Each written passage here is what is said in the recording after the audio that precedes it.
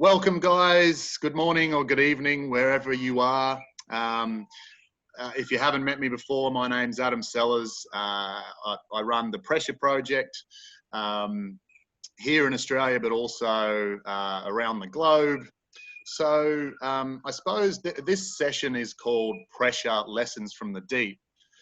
And how this company came about and how all this was born was through my own struggles with mainly depression, but then also, anxiety and that type of thing.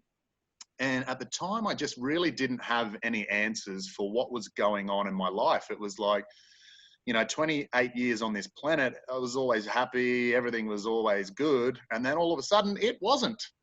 And I didn't have any answers, and I was seeking answers. And we have some places here in Australia that you can ring up, and I'd ring up the hotline, and they'd go, "Oh, that sounds like depression," and I was like, "Oh, thank you." And then they're like, "Go and see your GP, your doctor." So I went to my doctor, and then it was like, "Oh, that sounds like depression," and I was like, "Thank you again, another person." And so then they gave me some antidepressants, and I took one, and I just looked at this little white pill, and I thought, that can't be the answer. And so I threw them in the bin, and I kept searching and asking family and friends, and really, like, if people hadn't experienced it, they really didn't know what to say or do. And so to be like, "Oh, chin up, you'll be okay, do some exercise," or whatever. But I was just fortunate enough to find this sport in freediving, and it was just so intriguing to me. And the concept of pressure. And when I did my course, there was a Russian couple, just myself and a Russian couple. And the guy in particular had a big breath hold. We both had big breath holds. We'd obviously been practicing. And, I still remember exactly what I did. I did 4 minutes 34, which was only 5 seconds better than him, but I had to beat him. So he did 4 minutes 30. And I thought, when we get out in the ocean, I'm going to beat this Russian bloke. I've got him. And he could only manage about 6 or 7 meters before the pressure and his brain just told him he needed to go up. And so this was something that was really intriguing to me. And I was asking him all sorts of questions like, "What's going on? You got a big breath hold? Is it the ears? Is it?" And he's just like, "I just feel the pressure. I don't like it. My brain says go up." And I was like, "Oh." And so this concept of what pressure is and how we cope with and all the rest of it was intriguing to me. But what I started to piece together was my mental illness, or why I got myself to that space, was my inability to deal with all the pressures of life. That's what I kind of got from it. And so the Pressure Project was born. And now, what it is today. So we'll move on. What I will say is there's some people on here who have a freediving background, and there's some that don't. So I'm going to make it, obviously, tailor it to everyone. But the first thing I'm going to play is my first ever competition, which was in Roatan in the Caribbean. And I went along really not knowing what was going to go on.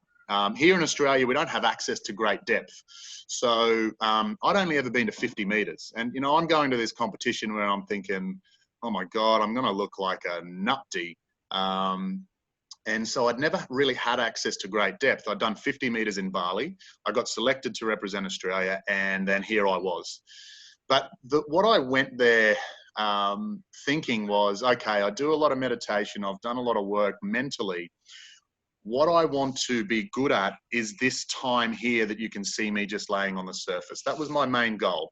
The depth, the technique and all that sort of stuff was not necessarily a goal of mine.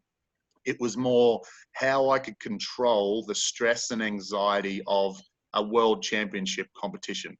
And so I'm going to talk you through what I go through on this dive. And it's not a massively deep dive in comparison to the best of the best. But I just want to give you some insight into what I mentally kind of go through on the way down and the way up. So we'll play the video if it plays.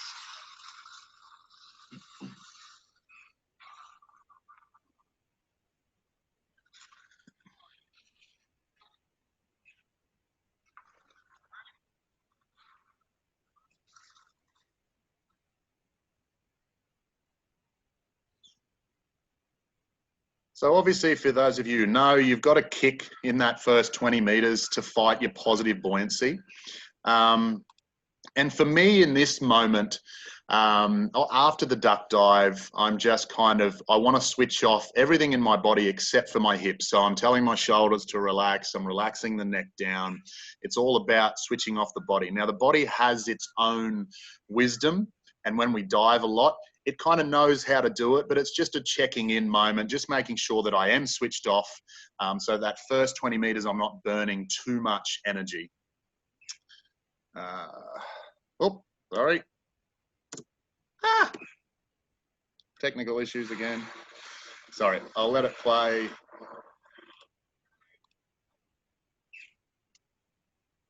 So then when we get to about 20 meters, for those of you who know, obviously we fill up our mouth with air so that past our residual volume, we can equalize from the air that's in our mouth. So starting to fill up the mouth with air, the lanyard gets stuck on my nose clip. That was fun.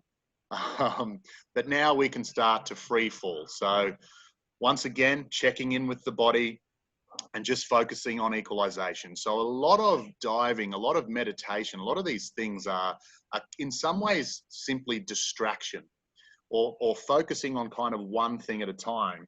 Not that, oh God, we're getting pretty deep here. Where am I? All the rest of it. So it's just simply let go, Adam, equalize my ears.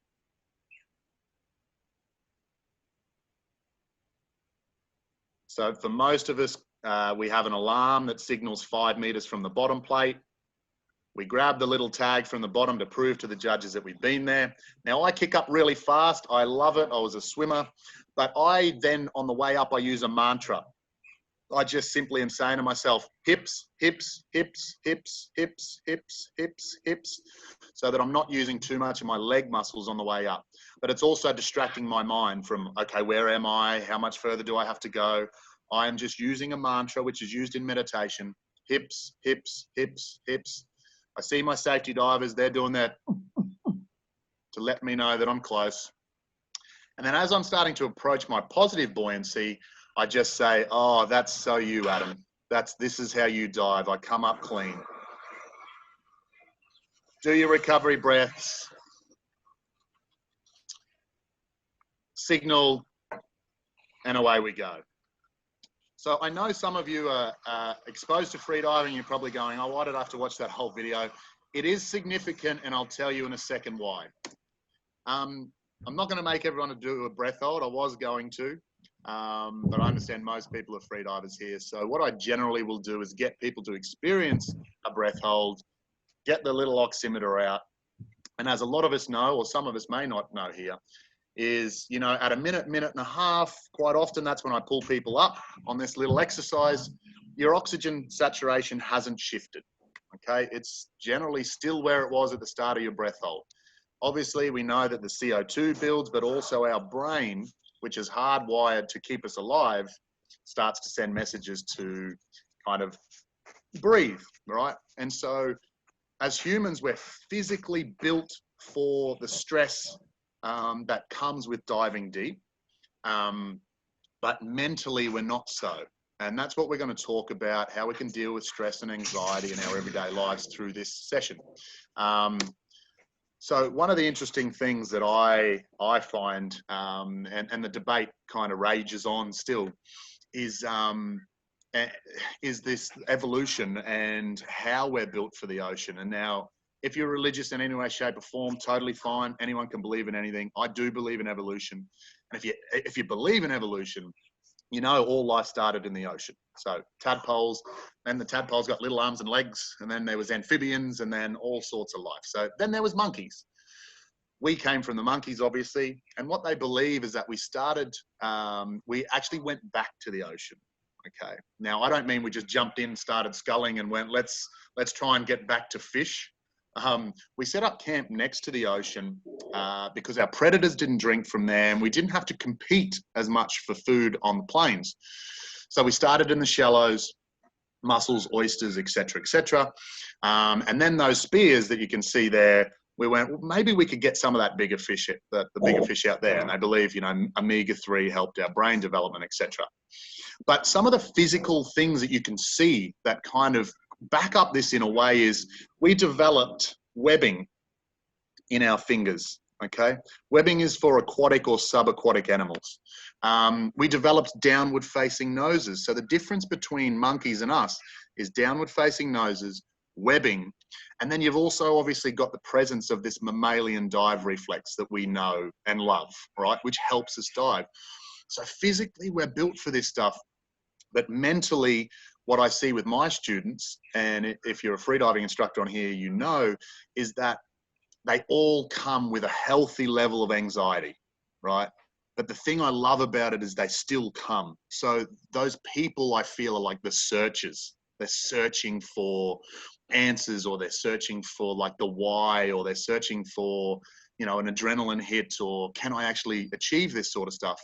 And they usually do quite well. So getting to this, and everyone's heard of the fight and flight response. I understand this. The saber-toothed tiger must have been a real bad cat, because we still talk about it, right?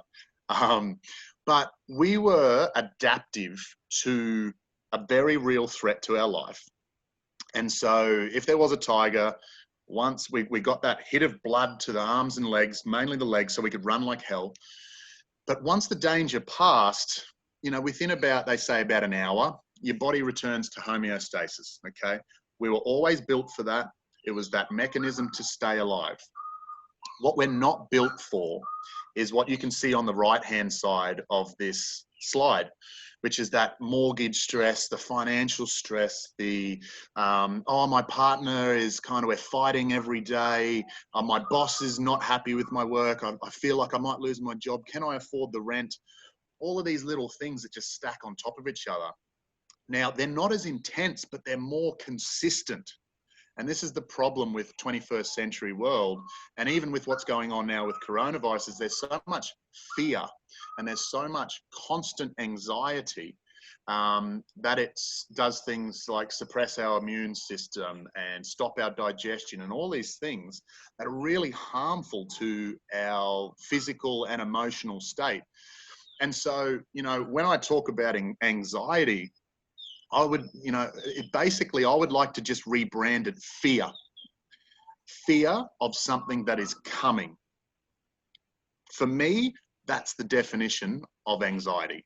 Now, anxiety in all sorts of kind of different realms, it has different kind of scope. You've got like some people that suffer a little bit, and then some people that have massive anxiety attacks. So there's big range, and it's kind of a holistic approach to helping it. But what I'm getting at is that, as our brains are still very simple, right? I liken it to like we're bright, shiny iPhone 11s these days. Like humans are like iPhone 11s.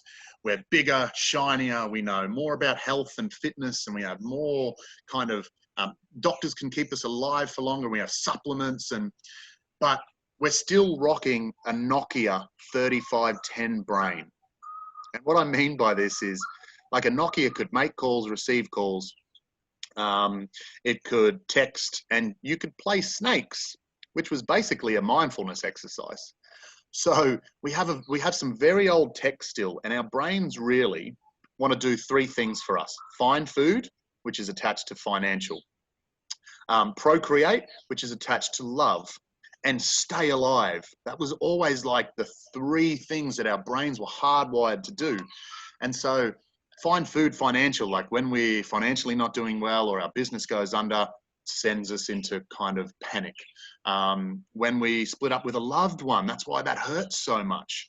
And then obviously the staying alive part is this constant future thinking model that we've been, especially in Western world, that's been built into our life, quite often breeds a lot of anxiety because our brains cannot separate real threat, that tiger, and perceived threat to our life, the mortgage stress.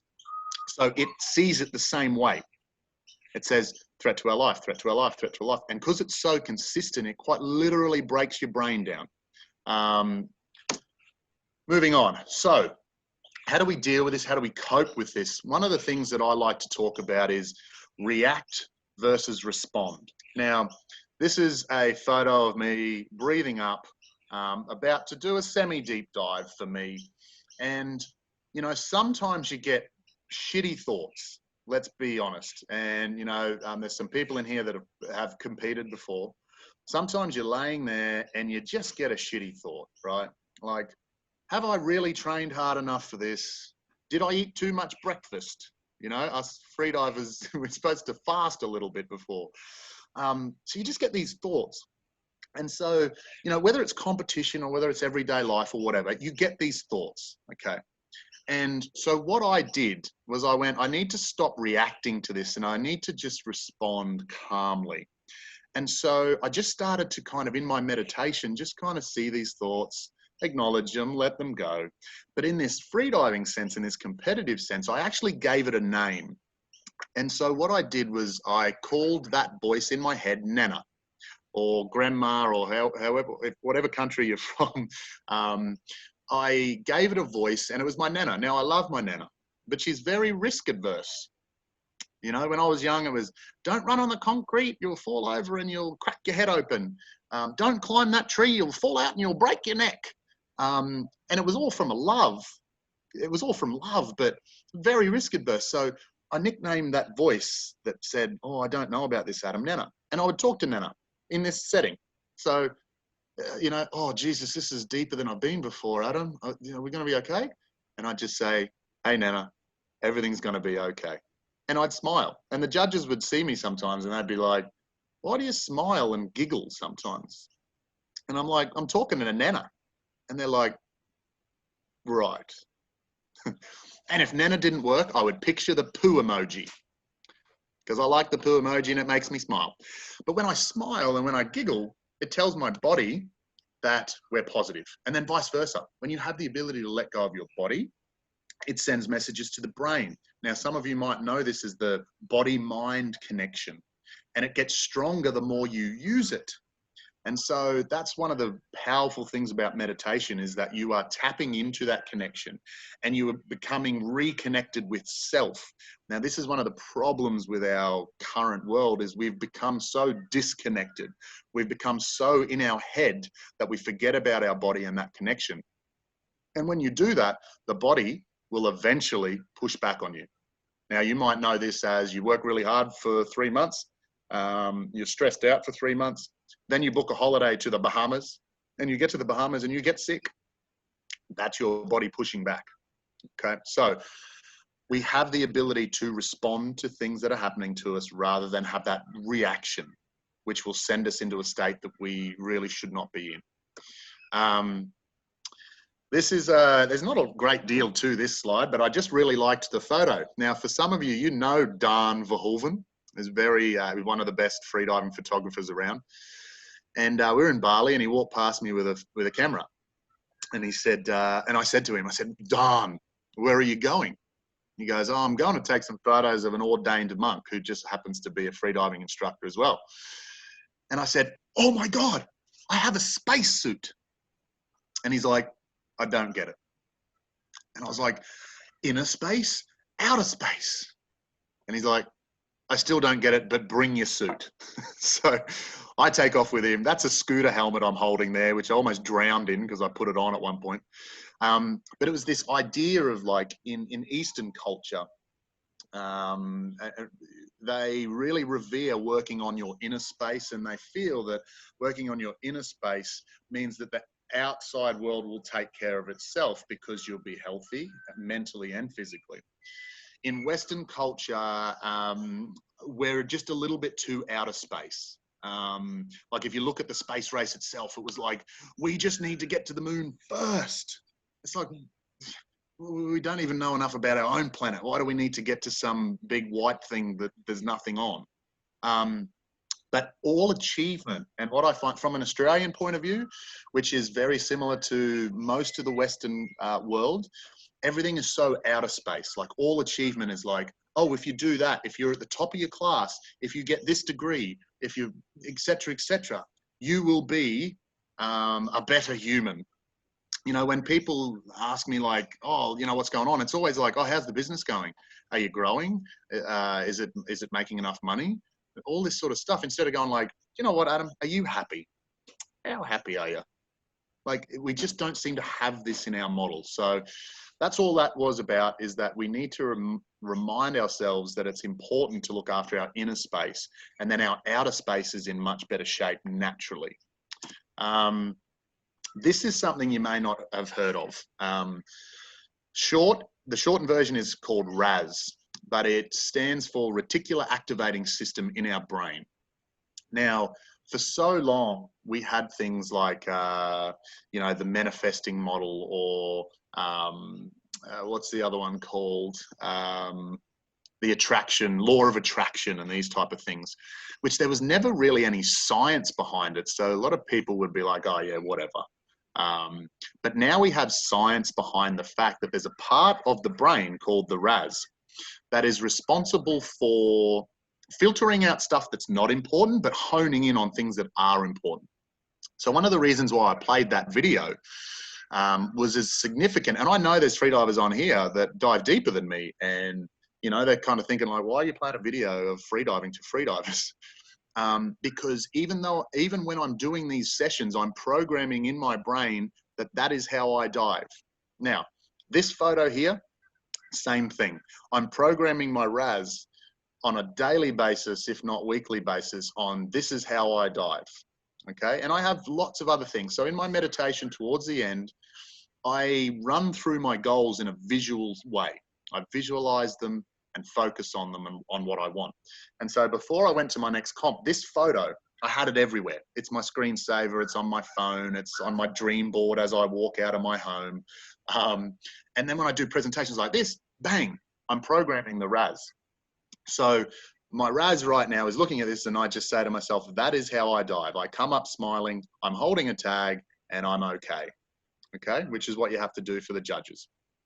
And so this RAS, you can actually program it for outcomes. Now, whether that's business, whether that's relationships, whether that's competition, whether that's whatever you want to do, you can program this. And so the best example of this and how the RAS searches for things is if you think about the last car that you bought, or motorbike or scooter or whatever, once you made the decision that that particular car was the one you wanted, you subconsciously programmed this part of your brain to search for it. Now, just think about that car that you now own. When you made the decision that that was the car you're going to buy, tell you, like, you saw it everywhere. Everywhere you drove, there it is, there it is, there it is, there it is. You go to a shopping center, oh bang, there it is again. Everyone owns this car that I'm about to buy. So that is, in effect, that is the RAS searching. Now, when you program it for things, like for example, you know, a business type of thing, your brain actually searches for things that will help you grow your business, or people that will help you grow your business. It's an amazing tool if you use it correctly. And the best exponent of something like this was a guy called Arnold Schwarzenegger. I don't know whether you've heard of this guy, but he's a bit of a big deal. One of the things that this is a new slide that I started to pick up on was, what are the 3 things that top athletes do? And a lot of that was, I worked with the Australian swimming team. I worked with a cricket team. You guys, it's our equivalent of baseball for those of you who are from the States right now. And obviously with freedivers, and the top athletes, you know, what are they kind of doing? But also performers in any sense, whether it's dancing or whether it's just, you know, people at the highest level of whatever they're doing. And what I started to see as a trend was, firstly, they see it, right? Now, seeing it is the easy part. Seeing it is the dream stage. And as kids, you might have seen yourself being a superstar in whatever it was. That's the easy part. The believing it model is the hardest part. So the second stage here, when you program each time you do meditation, what I find is that each time you put that in the subconscious, you start to believe it more. So see it, visualize it, but believe it.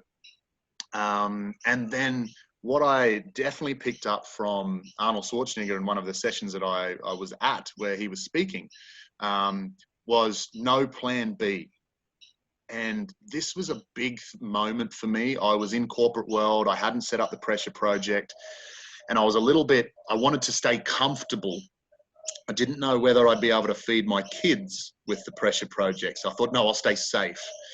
But I watched this or saw this idea that he came up with of like, no plan B, only plan A. And I thought, yes, Arnold, yes, you're speaking to me. And so, you know, this idea of just having a plan A, I've found has just worked a treat. So see it, believe it, plan A. Yes, all right. So what I want to do now is talk about getting back to this stress and anxiety and how we can deal with it. I mean, we have two systems, the sympathetic and the parasympathetic nervous system. Sympathetic being our stress zone. Heart rate's increased. If you've ever done public speaking, you'll know this. No saliva in your mouth, digestion is inhibited, your immune system's suppressed. So I'm actually in this system right now, okay? I'm in this system because my brain's going, I need to be on, thoughts. There's people here and they're listening and I got to be doing a good job. So the other side of that is parasympathetic, which is your rest, digest, and regenerate system. So this is the system we need to get to more often. Quite often we only get there when we're asleep or having a red wine at the end of the day. But what we now know, and at the last competition, Vertical Blue, they had this team of doctors there and, you know, they were measuring everything that they could.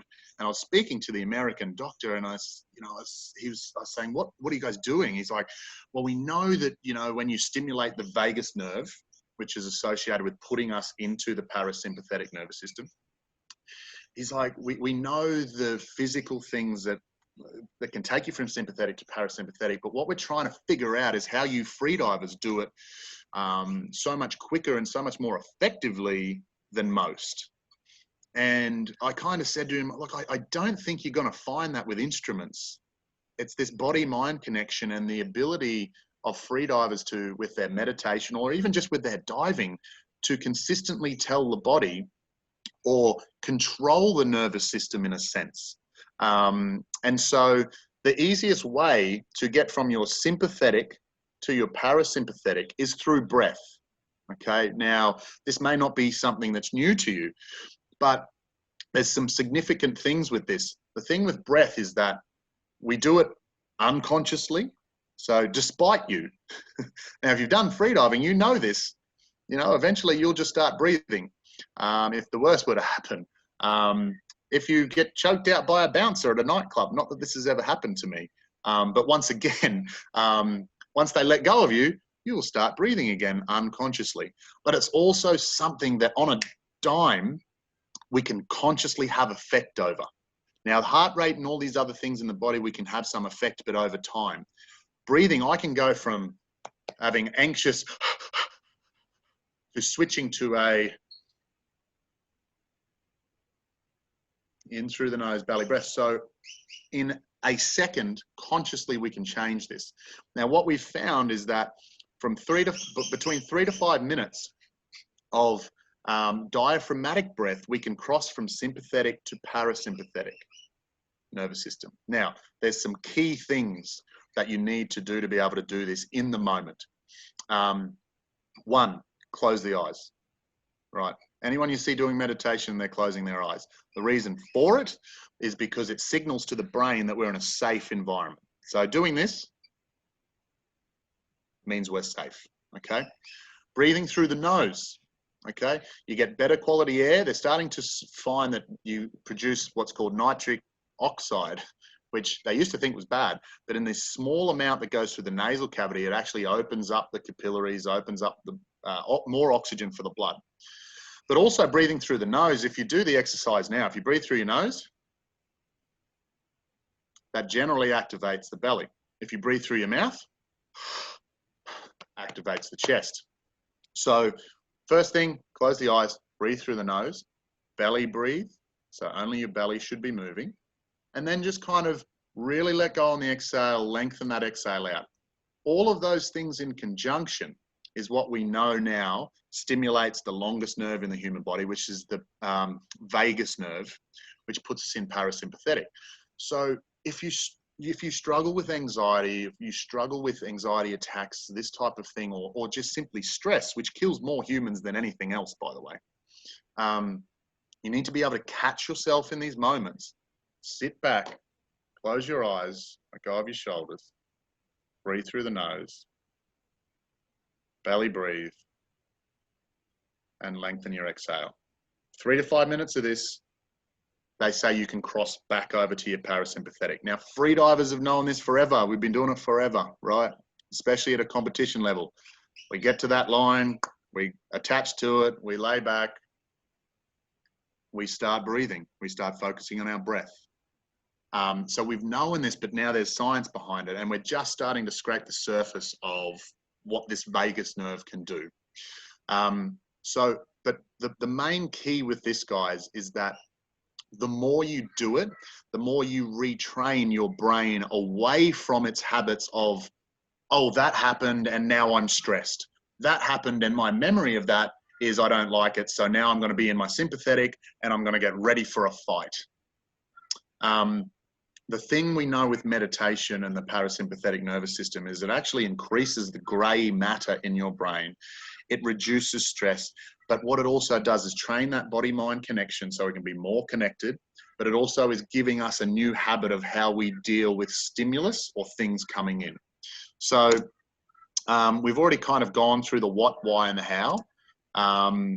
Breath workshop time. So what I thought would be beneficial to everyone today is we'll actually go through, I'm going to guide you through a guided meditation. My meditations are very different, I suppose, to most, where I try and chunk it up because people in Western world are used to, we do this and then we do this. So chunk it up a little bit. I also don't use music. The reason for that type of thing is that in your everyday life, when something's going wrong or you don't like something, you don't necessarily have access to some beautiful meditation music and a mat and a quiet space. So I like to give people tools and techniques that they can use in an environment that's not necessarily all kind of yogi and spiritual, if that makes sense, okay? So the little video here is Waldo finds himself. In Australia, we called him Wally, but it's Waldo, I think, in America. So guys, you can sit in a chair for this. You can go cross-legged on the floor, whatever. I'm going to talk you through this, and it's going to be roughly somewhere around kind of 10 minutes, okay? So get comfy. If you're sitting in a chair like me, palms up, receiving the world, in the lap. Good posture, because good posture tells our brain that we're positive. Feet flat on the floor. Closing down the eyes. We're about to begin, guys. So closing down the eyes. Hands fall heavy into the lap. Feet flat on the floor. Closing down the eyes. Breathing through your nose. And belly breathing.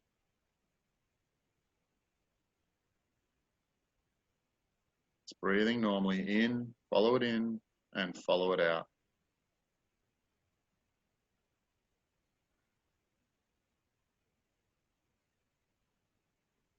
We're going to start with 3 R breaths, which is in through the nose, out through the mouth, and making the R sound and letting go of the shoulders. So in through the nose, out through the mouth. Drop the shoulders on the way out. In through the nose.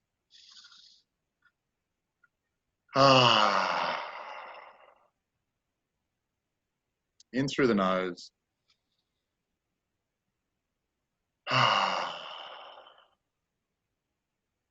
Returning back to normal breath. Now I want you to start back at the jaw. I just want you to give the jaw a little wiggle from left to right, nice and slow. And then let go of the jaw. Check in with your eyes now. Your eyes are closed, but I want you to really drop your eyelids deeper and deeper. Really let go.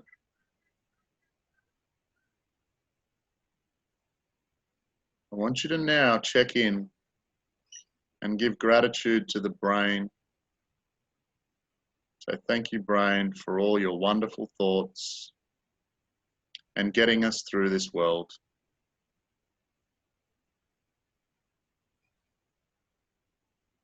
Move your head slowly from left to right. Slowly, like a tree in the breeze. Then round and round, slowly. And then back to center and let go. Drop your shoulders deeper and deeper. Check in with your arms. Wiggle your fingers. And then drop your arms and hands. There's nothing to do. Relax your shoulder blades down. Let go of your lower back and hips. Relax your chest. Thanking the lungs for breathing in rich oxygen each day and expelling carbon dioxide. Check in with your heart. Can you feel it beating?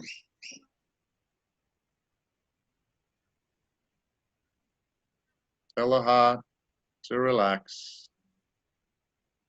We're not moving. And thank it for pumping that oxygen-rich blood around our body all day, every day.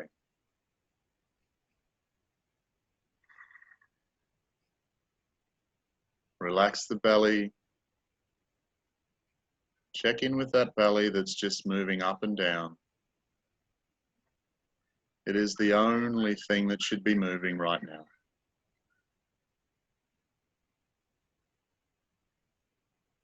Switch off those hips again. Let go of the legs. Let them sink into the floor. Letting go.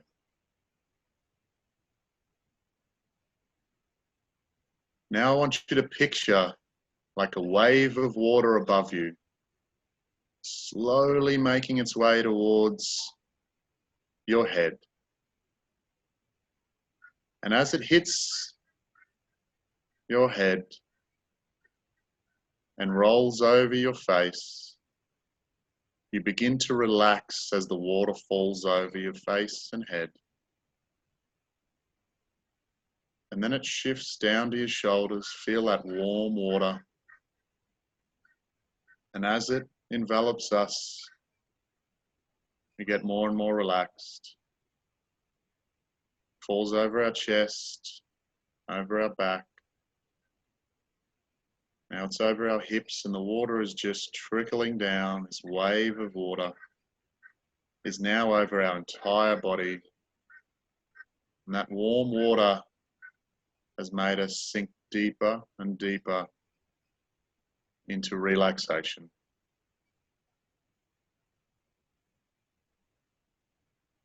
Now our body should be completely switched off. Now I want you to move away, guys, to sounds. How many unique sounds can you hear in your environment? And when you hear a sound, wait for the next one. Enjoying the space between the sounds.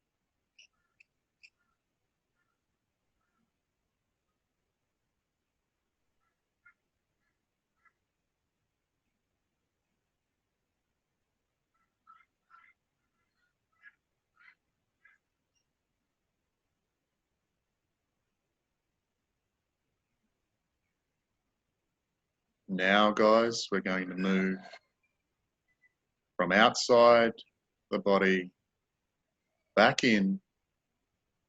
I'm just going to do a quick visualization exercise now. Now, I want you to picture you're floating on the surface of the ocean and you're looking down into clear blue water where you can see the bottom. You're just breathing through the snorkel, looking through your mask at that beautiful space we call the ocean. You take a couple of nice belly breaths.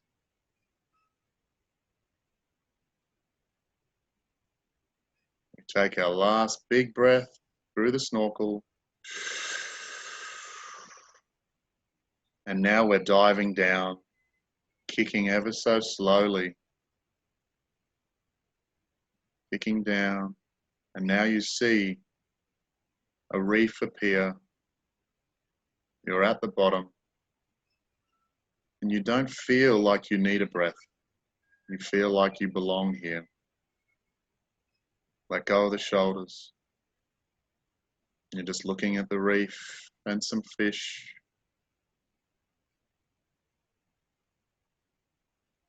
You feel at home. Now it's time to return to the surface. We slowly kick to the surface, still not feeling like we need air. Your body is fluid through the water. We're at the last 5 meters now, and we can just float back to the surface. We hit the surface, we breathe out, take our first big breath in.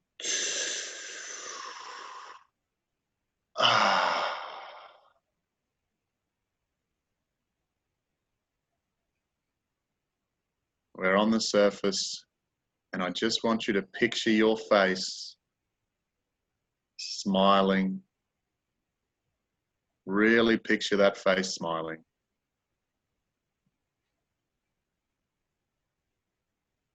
Now finish on 3 relaxed belly breaths. And when you're done, come back to the room. Come back to Zoom.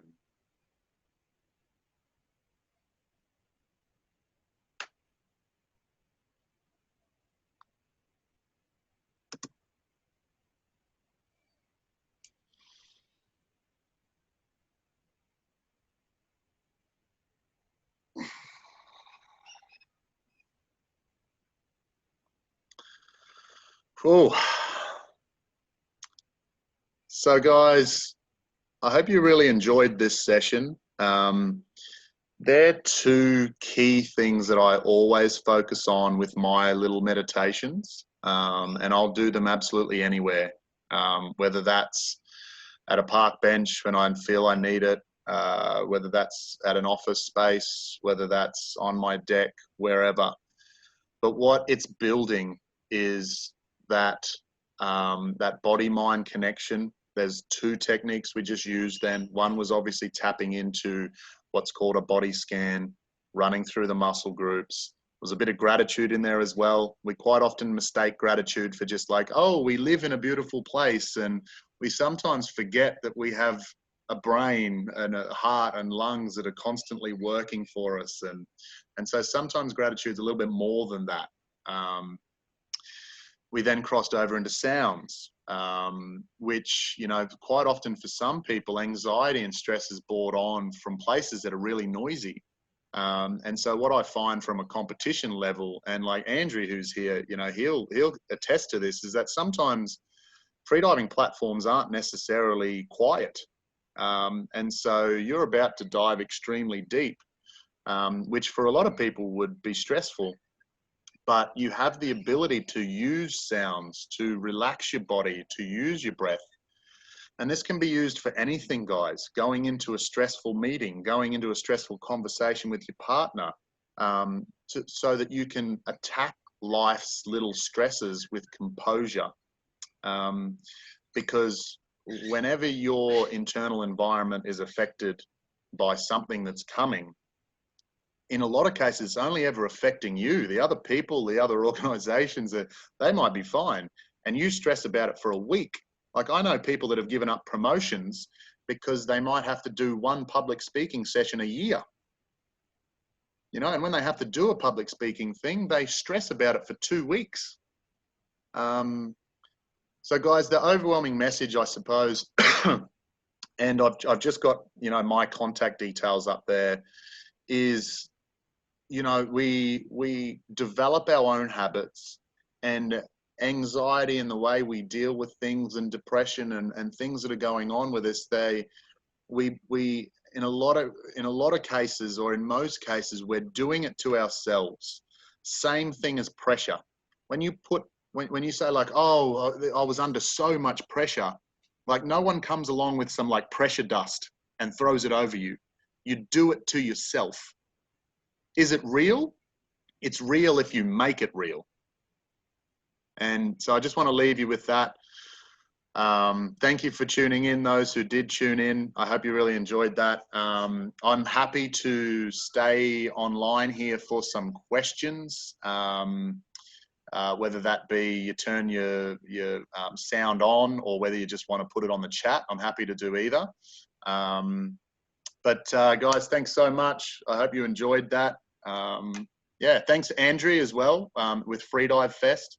A great initiative, and you know, people have got lots of time on their hands at the moment, and so Andriy, mate, that's awesome that you put this together so that people have access to lots of different people and lots of different ways of coping, and also, you know, with the freediving world, you've got access to some very good freedivers on this. So yeah, thanks Andriy.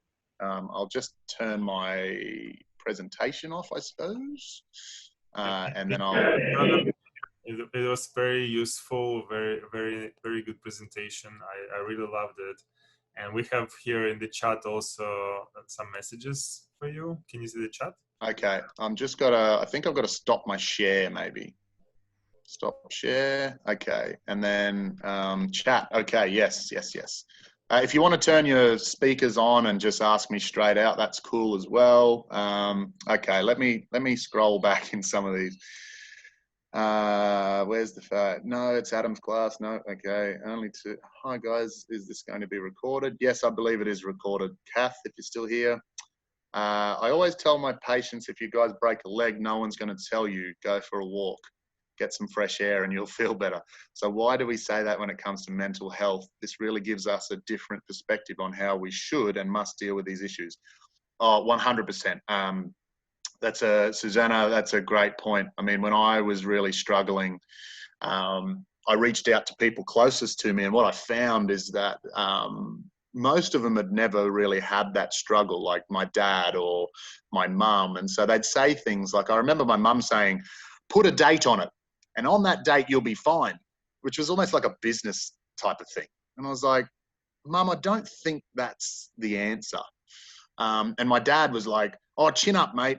Just go for a run or something. Get some endorphins. And so it's a really good point you make. And I suppose if you've got a friend who's dealing with something like that, I don't think you need to fix their problem. You need to be there for them, acknowledge what they're going through, and just kind of be a sympathetic ear. If you don't understand it, if you understand it, and I mean, I've just put together, you know, a bit of a video around depression that I'll be releasing soon. And it was very much on like the 5 pillars of things that can help. Obviously diet was one of the things that makes a big difference. We're starting to tap into how gut and psychology are linked. Exercise is obviously great. Tribe was a big one, you know, being a part of a tribe. And we're lucky enough, a lot of us here, that we're part of a freediving tribe. I mean, what we're doing right now is a freediving tribe. And I mean, we're tribal people. So when people get isolated, it makes it harder. which is why with what we're going through now with the coronavirus, it's going to be tough times for a lot of people. Then there's obviously the psychology part of it. What's going on in our brain? And then I actually filmed it with a doctor. So yes, there was a medication element. I'm not for medication, but for some people, it's to begin with, it's just to kind of stabilize what's going on and then have an overall plan to not become reliant on it. I think that's the main thing is, you know, with Western medicine, we just kind of get a little bit too reliant on that. But thanks, Susanna, for that. Susanna, she's in Portugal. She's probably gone. Yep, she's gone. How do you control anxiety without medication? Also anxiety related to daily life situations. So basically, yeah, what we went through is something that's free and it has no side effects. So, I mean, like with freedivers and Andriy, and there's possibly some other people that have done a little bit of competition here, we know that if you're in a stress state or you're anxious, you just don't do that dive. It's just, the consequences are just too high.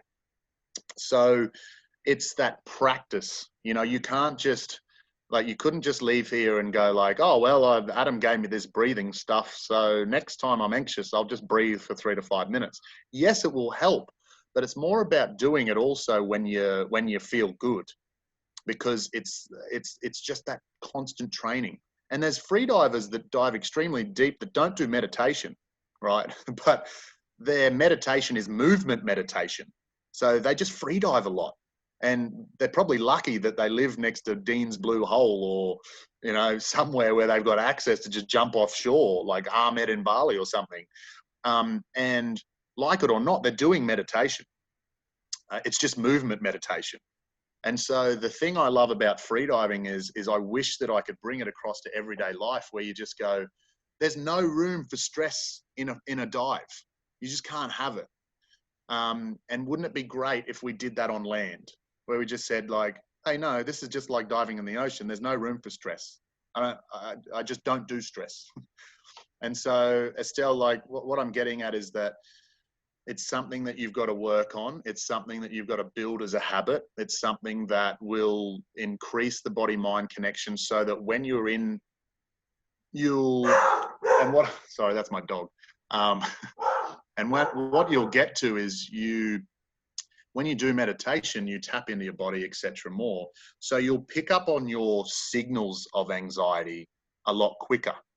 Do you know what I mean? In terms of, you know, sometimes anxiety can creep up on you, whereas when you start to tap into the wisdom and the knowledge that we already have built into us, you'll start to see signs. And I see my signs. Like I've struggled with anxiety before. So for example, I just ran a retreat in Bali and it was looking like the rain was going to ruin it. And I got to the point where I was like, man, I'm about to have an anxiety attack here.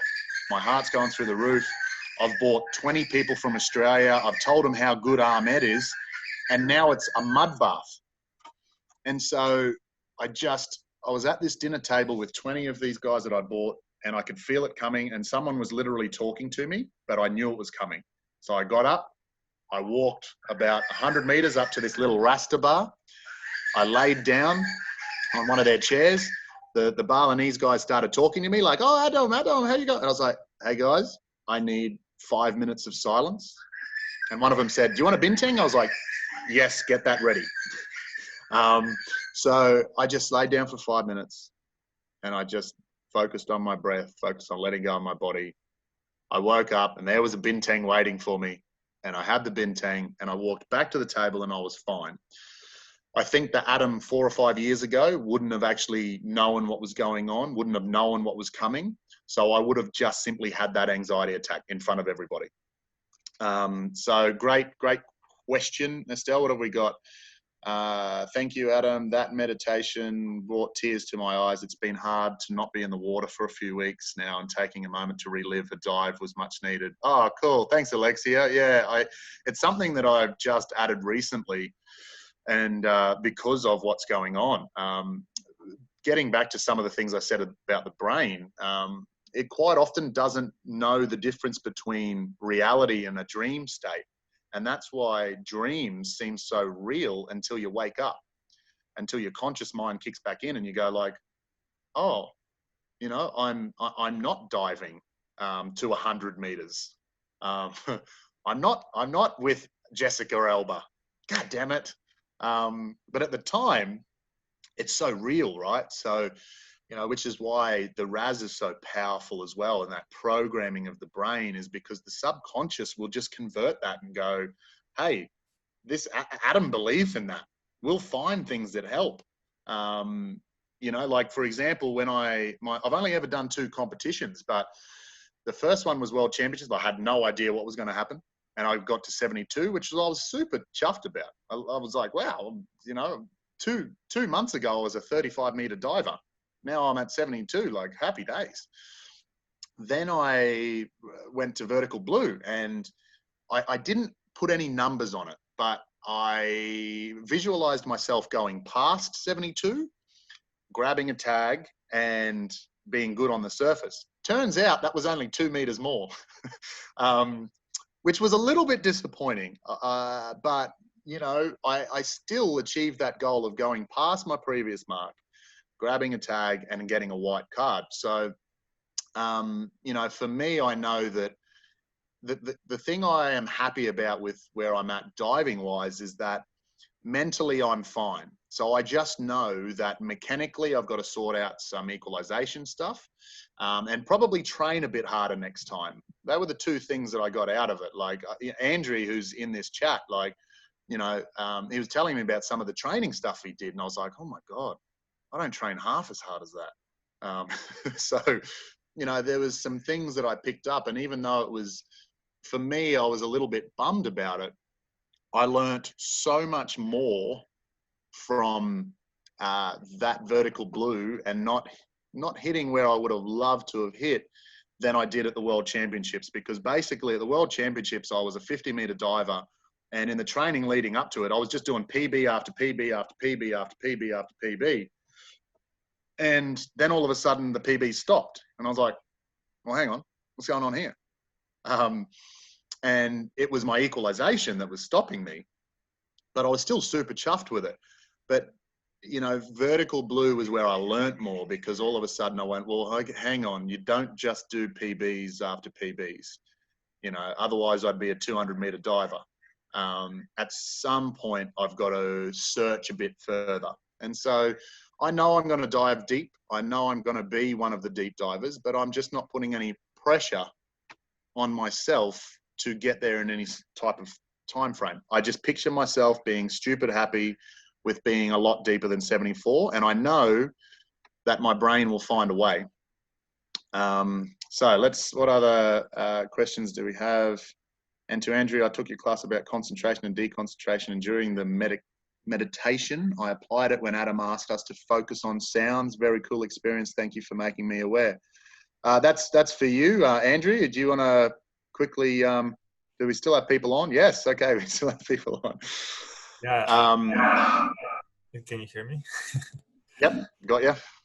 So this concentration and deconcentration, remember you told me about the sounds when you like absorbing all the sounds at the same time. It's a kind of deconcentration techniques. And so I was teaching about that, plus deconcentration, like visual deconcentration and stuff like that. So, and Alexia, she applied probably deconcentration during the meditation. And yeah, it's very cool experience. So I think. Yeah, I mean, a lot of the stuff, deconcentration, mindfulness, flow state, a lot of the stuff is very, very much intertwined. They're kind of the same thing, just quite often like expressed differently and used differently. And it's all techniques that, not just with freediving, with everyday life. Like if the key is you start to pick up on the signs quicker that something's not right. Because you tap into your body and mind connection more, then what happens is you start to feel your body out of sync. And then you go, okay, I need a break. I've run too high for too long. I've been under stress for too long. Now I need to bring things back. So, Yeah, Estelle. Mel, hi. What does your sentence means so much resonation? I'm not quite sure what that means. Estelle, do you want to turn on your, you can turn on your speaker if you want, or just maybe type it again. I'm not quite sure what that means. I think that means that all you talking about resonate in like in a I don't know how to say it in English correctly, like in a resonance, like with you, like like yes. it's the same feeling. Okay, Mel just responded, yeah. The talk and the feelings he shared and expressed talk to me have been through some stuff. Haven't freedived for a while now, though, style, not still. Yeah, I mean, it's a tough time globally at the moment because a lot of people are in isolation, which heightens everything. Because what happens is you do get a little bit more in your head. So, but it's a great time to start new things, like try out a meditation practice. And what I say is, I always say to people, start really small. If you were to take up gym today and you'd never done gym before, you've never lifted weights, you wouldn't go there and just stack on 100 kilos onto bench press and see what happens, right? You would start small and you do progressive overload. So you might start with 20 kilos and see how that goes. Oh, I can do that. You might put 22 on. It's very much like freediving. You start with 5 and go to 6 and see how that goes. And then, all of a sudden I'm at 10. Meditation is very much the same, I believe, where you should start small. There's a good little app that I started with when I first started, which was called Meditation Timer. And it allows you to chunk it. So you might do 12 minutes, and every 3 minutes, a little chime goes off. Ding!